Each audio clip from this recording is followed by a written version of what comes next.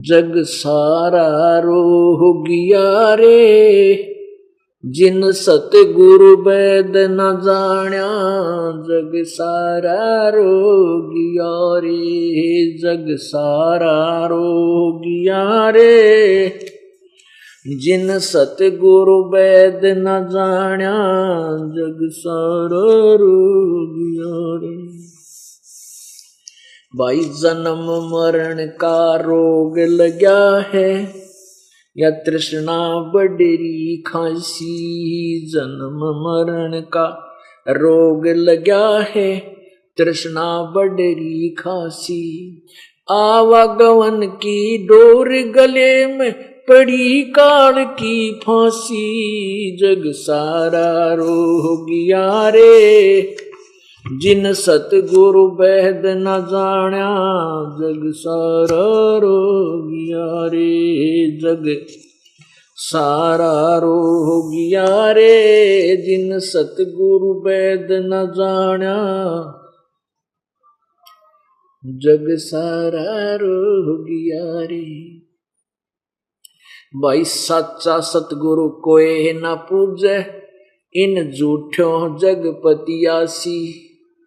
सच्चा सतगुरु कोई न पूजे, इन झूठों जगपतियासी।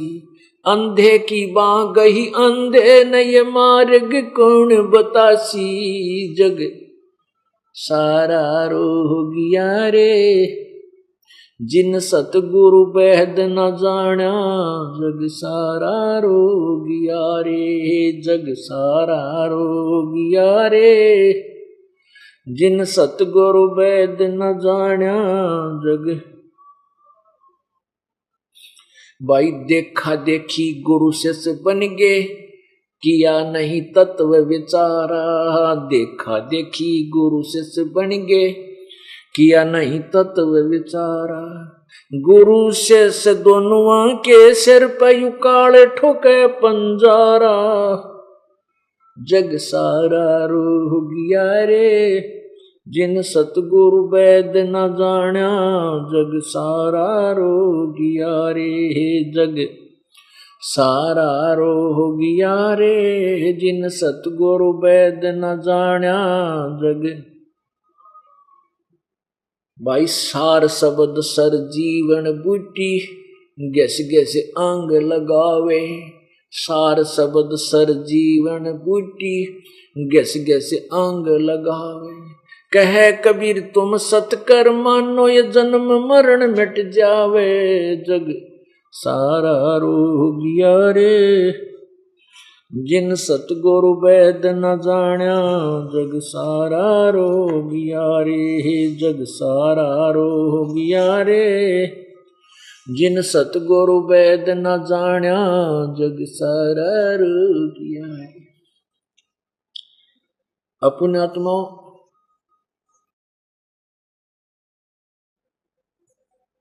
परमात्मा के पाने का एक सीधा रास्ता है, वो है सत्य नाम, और फिर उसके बाद सार नाम।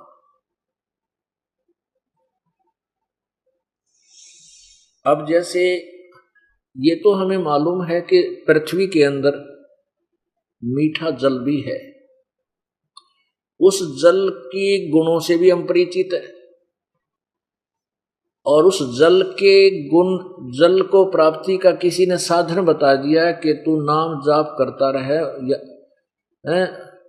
जल पानी नीर, जल पानी नीर, जल पानी नीर, ऐसे रटना लगा दे, उससे नहीं बात बनेगी। अब जैसे 3 मंत्र देते हैं एक पंथ, अकाल मूर्त, शब्द स्वरूपी राम और सतपुरुष। अब ये तीनों उस परमात्मा के उपमात्मक और पर्यायवाची शब्द हैं। जैसे अकाल मूर्त, जिस साकार परमात्मा, मूर्त माने साकार, जिस साकार परमात्मा का कभी विनाश ना हो, काल ना आवे, अर्थात अविनाशी। फिर शब्द स्वरूपी राम, शब्द कभी नष्ट नहीं होता, वो तेज पुंज के शरीर युक्त परमात्मा अविनाशी भगवान शब्द स्वरूपी राम का भी अर्थ वही, और सत्य पुरुष का भी अर्थ वही। सत्य माने अविनाशी, पुरुष माने परमात्मा, अविनाशी प्रभु, यानी उस अविनाशी कहो, उसे अकाल मूर्त कहो, सतपुरुष कहो, शब्द स्वरूपी राम कहो, परम अक्षर ब्रह्म कहो। अब उसको तो हमने पाना है, प्राप्त करना है। जैसे जल पानी नीर, जल पानी नीर, जल पानी नीर, ऐसे कहते रहो। ये तो उस जल के ही दो अन्य और पर्यायवाची नाम हैं। वो मिले कैसे, उसकी विधि क्या है? वो विधि है कि जैसे आप एक हैंड पंप लगाना पड़ेगा। हैंड पंप का प्रोसीजर है कि उसमें एक लोहे की पाइप होती है, उसके अंदर से एक इंस्ट्रूमेंट डाला जाता है, उसने बोकी बोले हैं, बोकी, और वो पाइप के अंदर से बोकी मार मार कर मिट्टी बाहर निकालते रहते हैं। वो बोकी लगाते लगाते मिट्टी, यानी एक होल बनाते हैं, नीचे बोर करते हैं। तो ये सतनाम रूपी बोकी आपने लानी पड़ेगी श्वास और उश्वास से। ये सतनाम का आपको दे दिया, आपने इसकी बोकी लानी है। श्वास से एक मंत्र बाहर छोड़ना श्वास से, दूसरा मंत्र अंदर लेना उश्वास से। तो ये बोकी मारो, आप लगाते रहो। और फिर बोकी जब वो मजदूर जो वहां वर्कर होते हैं, कर्म वो सेवादार, वो बोकी लगाते रहते हैं और मिस्त्री खड़ा रहता है, वो देखता रहता है मिट्टी को कि अब जल के पास ये पहुंच चुकी है कि नहीं पाइप। जब वो जल के पास, जब तक जल के पास नहीं पहुंचती है, वो स्थान नहीं है जहां जल मिल जाता, तब तक वो कहेगा और लगाओ और लगाओ, चलते रहो। और फिर वो क्या करेगा, जब वो जहां जल प्राप्त हो जाएगा, फिर उसके ऊपर एक मशीन लगाएगा, हैंड पंप। तो ये सतनाम तो समझो बोकी मारने को आपको दे दी, क्या बोकी लगाओ, अर्थात उस जल तक पहुंचो। सतनाम, केवल सतनाम प्राप्ति से भी मोक्ष नहीं है, जब तक सारनाम नहीं मिला। अब सारनाम क्या है? वो हैंड पंप ऊपर की मशीन है, और वो मशीन उसी समय फिट की जाएगी जिस समय ये पक्का हो गया कि अब पानी निकलेगा। और यदि कोई जल्दी करता है कि आपने 2 दिन हो गए बोकी लगवाते हैं, हमारी मशीन बांध दे, हमारा हैंड पंप चालू कर दे, तो वो कारीगर, वो मैकेनिक, वो नहीं बांध देगा उस मशीन को उस आप जी के कहने से। वो तो जब उसको लगाएगा, ऊपर फिट करेगा, तब जब उसको मालूम हो गया, ये विश्वास हो जाएगा कब ये पानी तक पहुंच चुका है। तो पुण्यात्माओं, आपको सतनाम दिया गया है। आप जितनी श्रद्धा से जितनी बोकी ला दोगे, जब भी आप उस पानी परमात्मा के निकट पहुंच जाओगे, तब आपको सारनाम दे दिया जाएगा। इससे पहले आप कितनी प्रार्थना करना, कितनी बात कहना, ये दास आपको वो मशीन नहीं बांधेगा, आपकी सारनाम देगा नहीं। अब जैसे किसी का फोड़ा हो गया, फोड़ा पीड़ा भी कर रहा है, डॉक्टर के पास जाता है, डॉक्टर देखता कि अभी ये चीरा देने योग्य नहीं है, उसको टेबलेट दे देता है, भाई तीसरे दिन आना। वो तीसरे दिन जाता है, फिर देखता अभी परिपक्व नहीं हुआ, फिर कहता है तीसरे दिन आना। और मरीज कहता, रोगी कहता है, जी मैं तो मर गया, मेरी जल्दी कर दो, मैं तो बहुत दुखी हो रहा हूँ, काम भी नहीं होता, सारा काम मेरा बंद हो गया। लेकिन वो डॉक्टर गलती करे को ना, उस रोगी के कहने से वो तो दूना काम बिगड़ जाएगा। तो इस प्रकार पहले जो आपको प्रथम मंत्र दिया जाता है,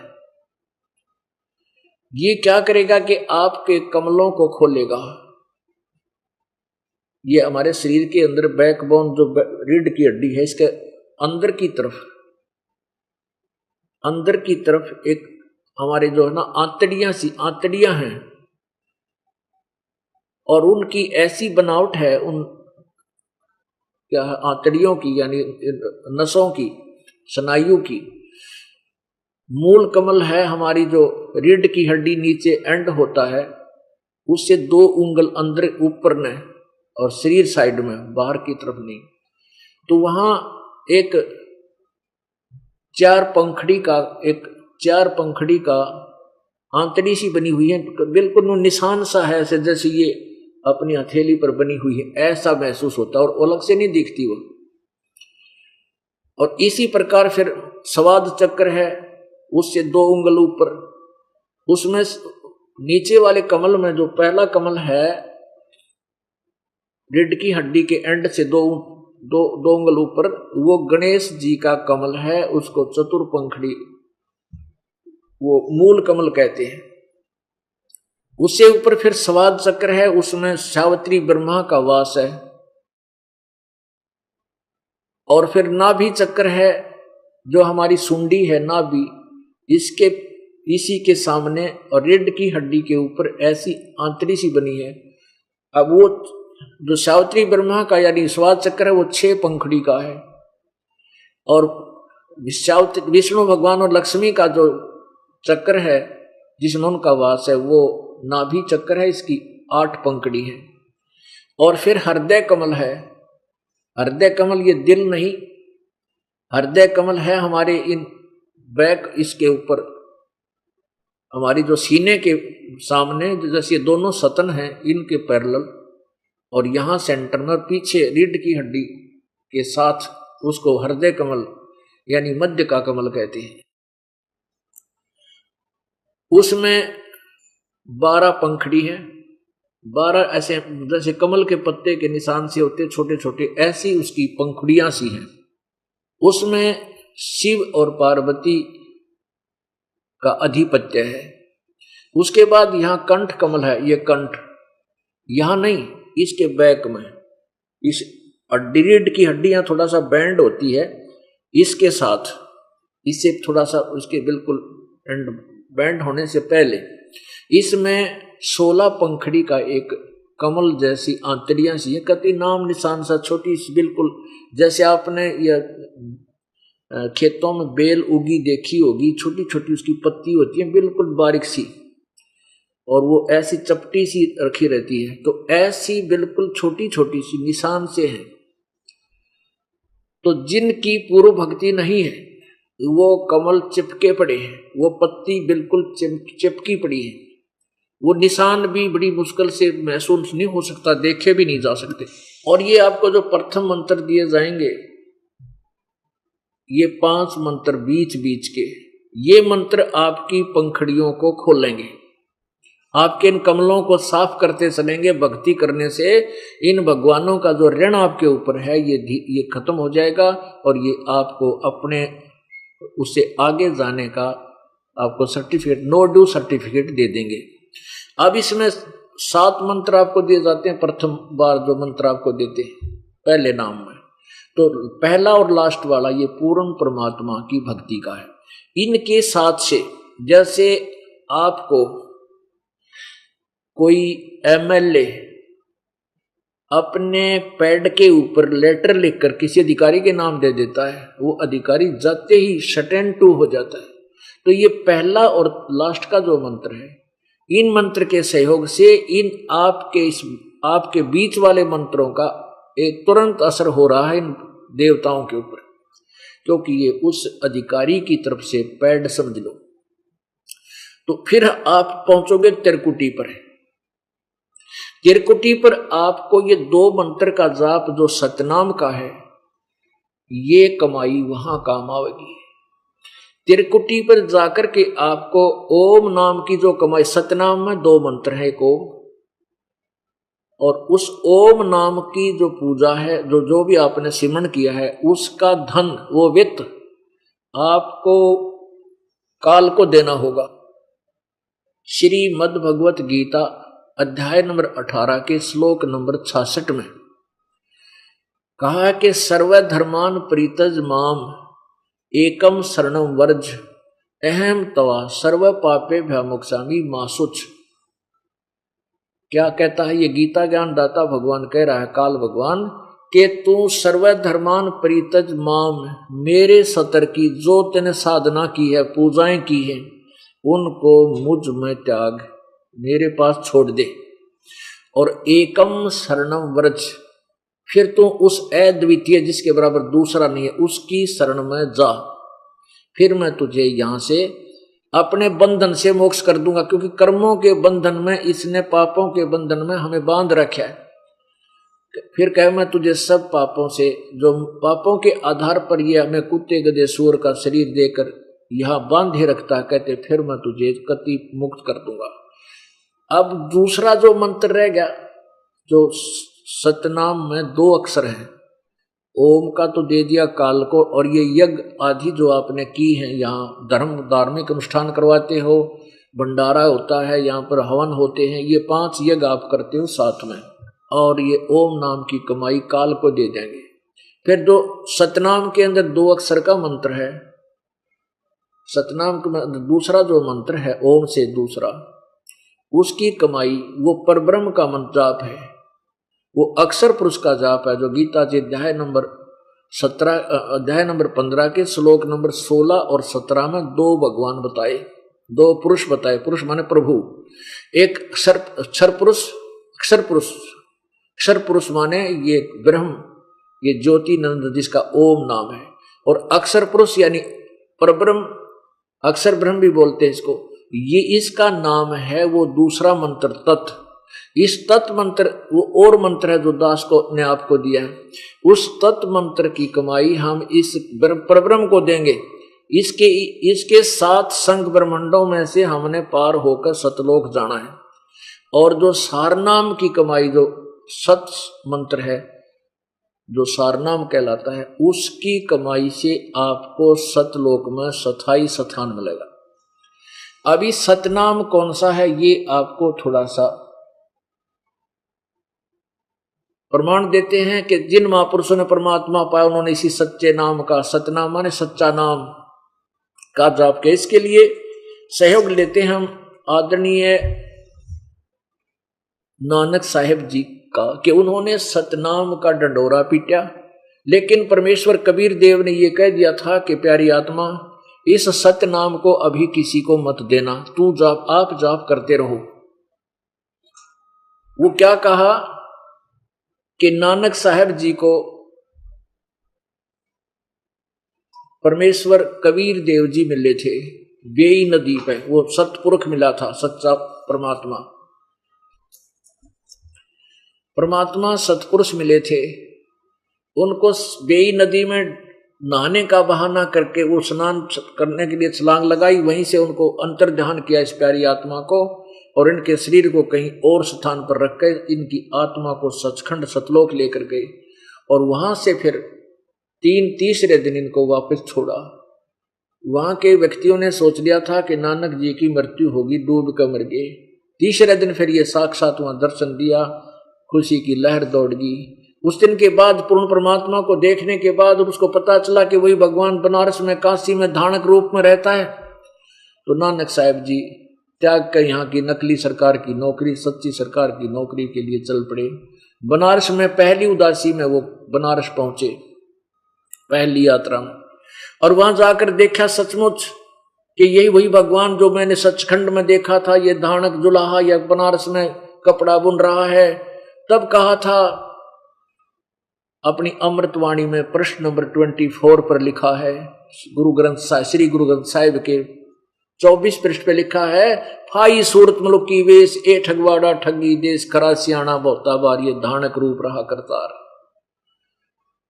वहां कहा था लोगों, ये बैठा भगवान, ये रहा भगवान, आख्या में पानी। प्यारी आत्मा, जिसने जिस वस्तु की चार सामने मिल जाए वो तो फिर गदगद हो गए।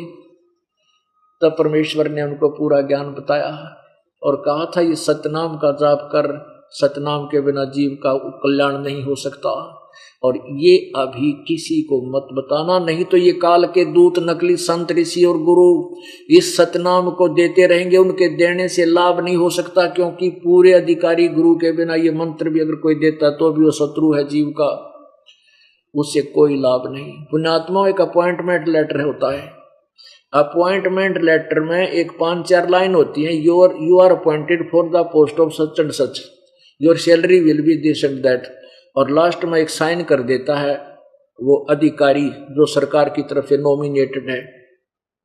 तो उस बच्चे को पूरी सुविधा सरकार देती है, उस अधिकारी के दस्तखत साइन होने से उन्हीं कागज, उसी उस लेख पर, और वही लाइन और कोई टाइप करके और कोई अन्य दस्तक कर दे, उसका कोई लाभ नहीं होगा। बात वही है, वो पंक्ति वही है, स्टेटमेंट वही है, लेकिन वो यूजलेस है उस दूसरे के दस्तक साइन हस्ताक्षर से।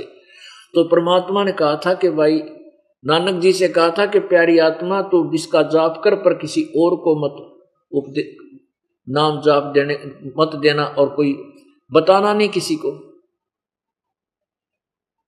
अब ये भी आपको यहां प्रमाण मिलेगा कि नानक जी ने मर्दाना जी को, जो इनके साथ रहते थे, बालाजी और मर्दाना जी दो विशेष सेवक थे, उन्होंने एक दिन अपने गुरुजी से कहा कि गुरुजी, हमने समुद्र तो देख लिया पर लंका ना देखी, जहां श्री रामचंद्र ने चढ़ाई की थी।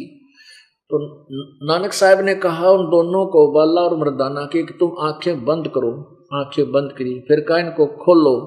खोली तो क्या देखा, समुद्र के किनारे खड़े थे। और फिर कहा कि तुम मेरे पीछे पीछे समुद्र के ऊपर चलने आ जाओ, तुम मेरे साथ जैसे पृथ्वी पर चलते हैं ऐसे चलो, और वाहे गुरु सब मंत्र जाप करते रहना।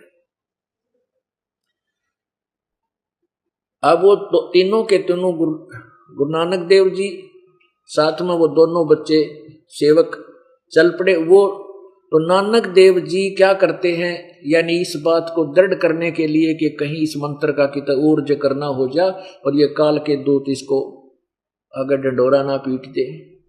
नानक साहब जी मौखिक जाप करने लगे उस मंत्र का, और मर्दाना ने सुन लिया, गुरु जी तक कोई और मंत्र बोला है, हमारे को कह दिया वाहे गुरु।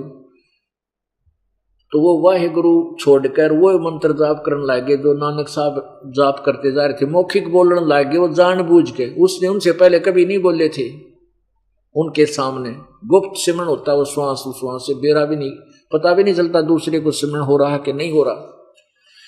तो जो ही मर्दाना उस वाहे गुरु छोड़कर वो मंत्र जाप करने लगा सच्चे नाम का, न्यू बोल बोल के, तो वो डूबने लगा। नानक साहब ने देखा, तो नानक जी बोले कि तू क्या जाप कर रहा है, अगर जो आप कर रहे हो वही मैं कर रहा हूं। कह रहा नहीं, तो वही जाप कर जो मैंने तुझे कहा, और ये भूल के मत करना। तो फिर वो वाहे गुरु करने लगा, तो चल पड़ा। कहने का भाव ये है कि इस मंत्र को अभी तक कति गुप्त रखना था, परमेश्वर के आदेश से, कबीर भगवान के आदेश से, इसलिए नानक जी ने किसी अपने अनुयायी को नहीं बताया। पूरे सिख समाज में ये मंत्र नहीं है। और ये एक बार इस दास को एक रोहतक के अंदर एक गुरुद्वारे का पुजारी मिल गया, उसका नाम था खिरती लाल अरोड़ा। उससे ऐसी बातें चल पड़ी। एक मित्र हमारा सेवक था, उसकी दुकान पर बैठा था। मैंने उसके कहा कि आप क्या नाम, कहता मैंने 30-40 वर्ष तक गुरुद्वारे में सेवा की है। मैं बोला तुम क्या जाप करते हो, क्या जाप किया करते हो? कहने लगा वाहे गुरु।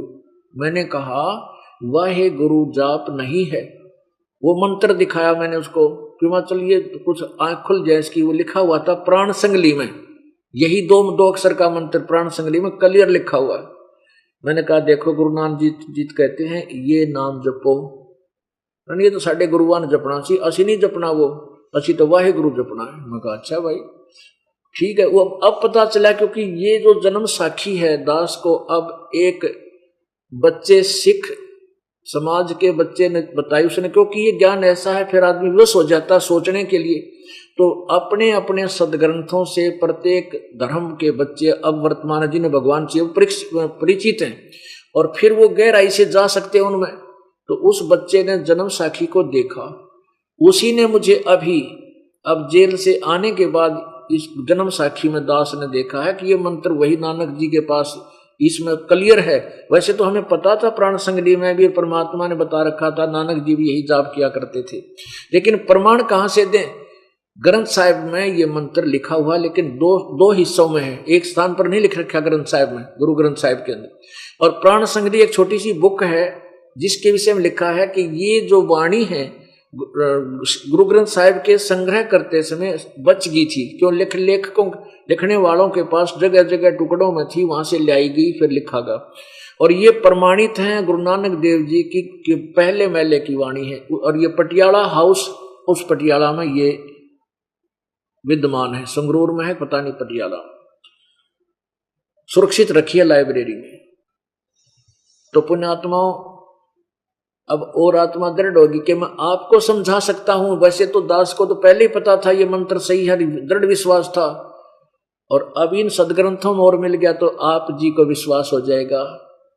आप जी को मैं परमात्मा के निकट ला सकता हूं इन सदग्रंथों को दिखाकर। अब देखिए प्राण संगली,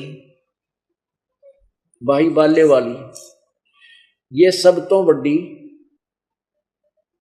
भाई बाले वाली जन्म साखी, प्राण संगली नहीं जन्म साखी। इसका कौन है प्रकाशक? Doctor Jawahar Singh Kripal Singh and company. ये देखिएगा, भाई बाले वाली ई जन्म साखी अज तक छप चुकियां नालों वड्डी है, सब तो वड्डी ते पुरातन है भाई बाले वाली जन्म साखी श्री गुरु नानक देव जी दी। इसका प्रकाशक कौन है? Doctor Jawahar Singh Kripal Singh and company, Amritsar से छपी है। पुस्तकां वाली गली नंबर 8 बाग रामानंद अमृतसर में। अब इसके 547 पृष्ठ पे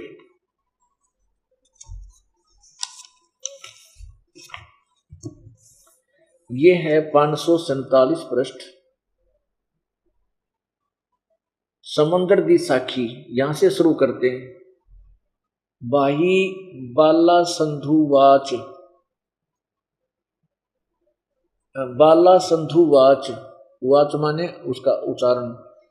ताते हैं गुरु अंगद जी, अंगद जी गुरु अंगद जी को बता रहा है बालाजी। ताते हैं गुरु अंगद जी, जद गुरु नानक जी अजीते पासों विद्या होए, ता मर्दा ने किया सच्चे पातशाह जी असा समुंदर ता देखिया पर लंका ना देखी, जिथे रामचंद्र जी चढ़ाई कीती है, ता गुरु नानक जी ने कहा चलो भाई बाला ते मर्दाना, तुहानू रंज नहीं करना आखी मीटो, जा आखी मीट के खोलियां, ता समुंदर दे कंडे जाई खड़े हुए, ते आखण लगे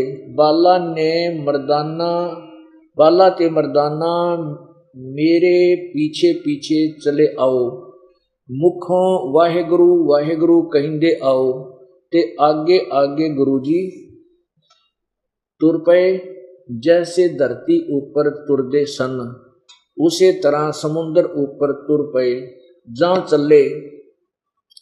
चले जान ते पीछे बाला ते मर्दाना जावण, ता मर्दान ने विचार कीती कि गुरु नानक देव जी तो ओम सोहम जपदे जांदे सन, ओम सोहम जपदे जांदे हन, ता मर्दाना भी ओम सोहम लगा जपण,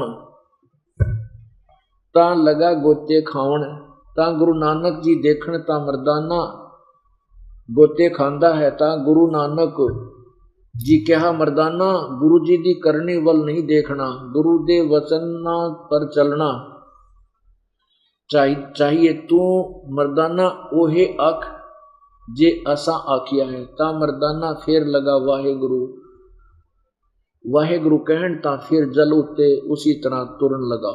अब पुण्यात्माओं, अब ये सच्चा नाम है, सत्य नाम। और परमेश्वर ने कहा था धर्मदास तो लाख दुहाई, ये सार शब्द कई बार न जाई, सार शब्द बार जो पढ़ी, बिचली पीढ़ी हंस न तरही। परमात्मा ने ये दूसरे मंत्र का खुलासा तो कर दिया, लेकिन सार नाम को बिल्कुल बंद कर दिया। गुरु नानक देव जी ने लिखा तो है अपने पूरे ग्रंथ साहिब में एक स्थान पर, ये प्रमाण कराने के लिए कि वो वस्तु है जो दास बताएगा सत्य। पूरे गुरु ग्रंथ साहिब में एक स्थान पर सार नाम लिखा है, और सतनाम को भी अलग अलग टुकड़ों में, क्योंकि ये जो प्राण संगली वाली वाणी है, जहां तक इस दास का विचार है, इसलिए गुरु ग्रंथ साहिब में नहीं लिखी उन महापुरुषों ने कि इसकी उन प्राण संगली में ये कलियर शब्द था जो जैसे अब कलियर है। तो हो सकता है उन महापुरुषों ने गुरु ग्रंथ साहिब का संग्रह करते समय जानबूझकर अलग छोड़ दी हो कि कहीं किसी के मुख पर ये चढ़ जाए और गुरु जी का आदेश है इसको जाप नहीं करना, कोई इसको जाप ना करने लग जाए, ये भी हो सकता है। तो ये अब इस समय इसका खुलासा करना था। तो सार नाम का तो जिक्र भी नहीं किया नानक जी ने, किसी को कहीं आपको नहीं मिलेगा। और ऐसे ही आदरणीय गरीबदास साहब जी की वाणी में एक ही स्थान पर लिखा है, ये केवल हमें ये दृढ़ता देने के लिए कि जो नाम आप मुझे बताया गया है वो सत्य है। अब वाहे गुरु क्या है, वाहे गुरु मंत्र क्या है, ये किसकी तरफ संकेत है? जब परमात्मा कबीर देव जी यहां पृथ्वी पर विराजमान थे सतगुरु के रूप में, तत्वदर्शी संत के रूप में, और जब गुरु नानक देव जी को बेई नदी से वो सतलोक में लेकर गए और वहां अपना वास्तविक रूप दिखाया और फिर सचखंड के पूरा ज्ञान दिया कि तत्व गुरु यानी पूरे गुरु के बिना जीव का छुटकारा नहीं हो सकता, और पूरा गुरु ये मंत्र देता है। तब परमात्मा सतलोक में कबीर जी को देखकर, उस पूर्ण परमात्मा को देखकर, जब नानक जी ने बनारस में भी देखा उसी परमात्मा को, जब कहा था वाहे गुरु वाहे गुरु, वो कहते वाह गुरु या गुरु जी तेरी वाह। तो सचमुच तो कहते झांकी वे कबीर की, जैसे आदरणीय गरीबदास साहिब जी को परमेश्वर कबीर जी ने अपने सतलोक सचखंड का ऐसे ही दृश्य दिखाया जैसे गुरु नानक देव जी को दिखाया, और उनको फिर ये पूरा ज्ञान बताया, वो अपना पूरी जो है ना उसकी दिव्य दृष्टि खोल दी।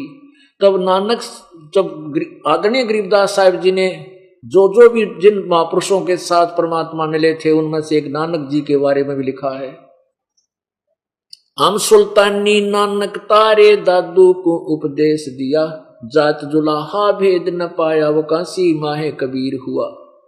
कि हम सभी गरीबदास जी समेत और अब्राहिम सुल्तान अधम जिसके विषय में आपको कल सत्संग सुनाया था, हम सुल्तानी नानक तारे गुरु नानक जी और दादू को उपदेश दिया, दादू जी को भी परमात्मा कबीर जी आकर मिले, और जाति जुलाहा भेद न पाया वो काशी माए कबीर हुआ। तो क्या बताते हैं कि झांकी वेख कबीर की, नानक कीती वाह सिखा के गल पड़ी कौन छुटावे था। अब नानक साहब जी ने तो परमात्मा को सचखंड में देख कर कहा था वाहे गुरु वाहे गुरु। अब देखो हम कोड वर्ड इस सच्चे नाम का जिक्र कहीं नहीं करांगे, ना बताना किसी को, और हम क्या करते हैं सत साहिब सत साहिब सत साहिब। सत साहिब का क्या था कि अविनाशी भगवान मिल गया हमने और उसके पास जावांगे, वो हमारा सच्चा भगवान सत साहिब। तो ये वाहे गुरु तो वो वैसे कहा करते थे अपनी उमंग में भर के वाहे गुरु के, ऐसा गुरु मिल गया मेरा बेड़ा पार कर दिया। तो वो वाहे गुरु तो उनकी वैसे रटना थी, और सच्चा नाम वो सिमरन अलग से करता था। उस दिन जान बूझ कर मर्दाना और उनके काना में डाल दिया ताकि आगे ये जिक्र ना करें की तरह, क्योंकि वाणी में लिखना भी जरूरी था ताकि अप्रमाण बने। उसको रोकना भी आवश्यक था। ये तरीका अपना था गुरु नानक देव जी ने कि आगे ढिंढोरा पीट देंगे और आने वाले डर जाएंगे कि गुरुदेव जी ने मना किया था वाहे गुरु सच्चा नाम नहीं जपना, सतनाम नहीं जपना, और केवल वाहे गुरु करते। पुण्यात्मा परमेश्वर की अमृतवाणी का एक सेंटेंस भी आप जाप करते रहोगे, एक दोहा, तो भी पुण्य मिलेंगे आपको।